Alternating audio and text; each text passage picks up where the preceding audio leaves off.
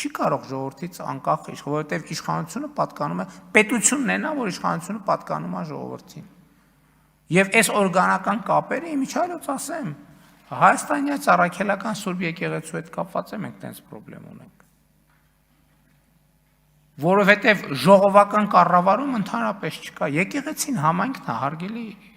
գործընկերներ։ Եկեղեցին համայնքն է։ Ոնց հոգևոր համայնքը, հոգևոր հոտը իրավունք չունենա, որոշումների վրա ազդել, ով է իր թեմի առաջնորդը, ով է իր քահանան, եւ այլն եւ այսպես շարունակ։ Ընդհանրապես մեր եկեղեցին էլ ոչ թե մեր եկեղեցին, այսօրվա եկեղեցական վերնախավը ոչ մի կապ չունի ժողովրդի հետ, ոչ մի հաշվետվողականություն չունի ժողովրդի հետ։ Դրա համար էլ մենք բանը ու ես դա նորմալ եմ համարում։ Ես նորմալ եմ համարում, ես չեմ փոխում դրանից։ Ասենք մի հատ նոր, եթե ժամացույց ես կապում, պետք է 3 տարի բացատրես այդ ժամացույցը որտեղից ես կապում, եւ դա նորմալ է, եւ դա մենք ենք այդ համակարգը ստեղծել։ Կոռուպցիայի կանխարգելման հանձնաժողով, հայտարարագրում, չգիտեմ, այլ մեխանիզմներ, ESN, ՀԿ-ների, գնումների, մամուլի ազատություն, մեր օրոքա Հայաստանը խոսքի եւ մամուլի ազատության ռեյտինգներում աշխարհում առաջատար դեր բանանում։ Բայց չհասկացա, հոգևորականը Bentley ունենա, 3 հատ կնիկ ունենա, 1000 ներողություն ես բառի համար, այդ իրանց ընկալումն է։ Ասենք 4 հատ սիրուհի ունենա, ամեն բանում երկրում մի հատ երեխա ունենա, չգիտեմ ոսկեղեններ ունենա, ինչ ասես ունենա, ոչ մեկին հաշվետվություն չտա, խելագար եք դուք։ Ասենք դուք ում եք ներկայացնում, դուք Հիսուս Քրիստոսին, հələ մի հատ մեզ են ասում, ներ։ Դուք ձեզ հայելու մեջ տեսել եք ընդհանրապես։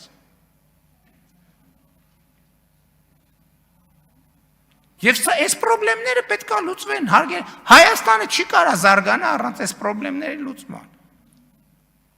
Մամուլում հայտնվում է, որ կաթողիկոսի աղբերը KGB-ի գործակալը, ոչ մի բան, ոչ ով է հարց տալիս։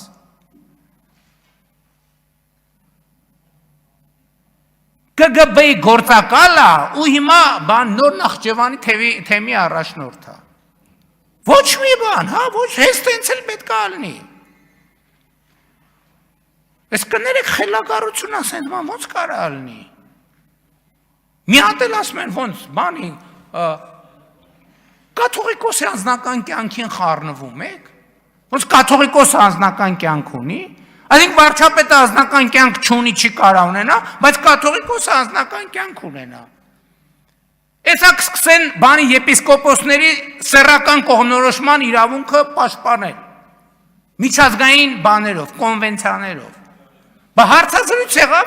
եկեղեցու սպասավոր, ով ներսից գիտի, ասում է բանը ինչ որ մեկը սեռական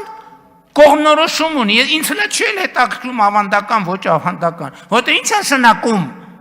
եպիսկոպոսը սեռական կյանք չպետք է ունենա։ Ու ոնց Հայաստանում մարդ կա, որ մտածում է կարա ուրիշ բան տեղի ունենա, Հայաստանում մարդ կա, որ պաշտպանում է այս դիրքորոշումը, բացառված է, որ այդ մարդը Հայաստանի հետ կապ ունենա։ Ինքը ուրեմն բանն է, այդ բանի եզրասի, այդ բանի գործակալական ցանցի անդամ է, ուղիղ կամ անուղղակի։ Մեկը մեր մասին մի հատ հայտարարություն անի, ասի տեսել եմ բանում անտառում փռշտալիս։ Լսեք, ամիսներով կքննարկեն։ Հիմա մեկը KGB գործակալ է, մեկը բան է։ Քահանաների հետևից հանգնում ձեռներակցում լռություն կատարյալ։ Լսեք, սա այլասերվածության կատարյալ աստիճանն է, այլասերվածության։ Ու սրա մասին մենք պետք է լռենք։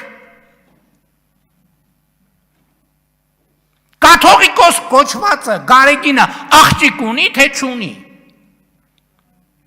Ունի, թե չունի։ Այս հարցին պատասխանել է այդ մարդը։ Աղբերը, որ KGB-ի գործակալը, որևէ բացատրություն տվել է։ KGB-ի գործակալը մեծ հայրենասիրություն բացատրողն է, մեր ազգային ինքնությունը մեծ բացատրողն է։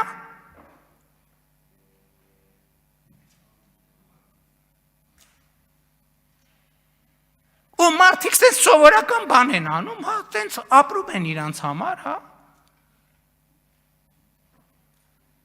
Մայրաթոր սուրբ էջմիածնում մեկը բոսակա, մեկը բան, մոլագար սեռական, ու մենք մեր կյանքով ապրում ենք, ինչ ա եղել, հա, իրանց անձնական կյանքն է։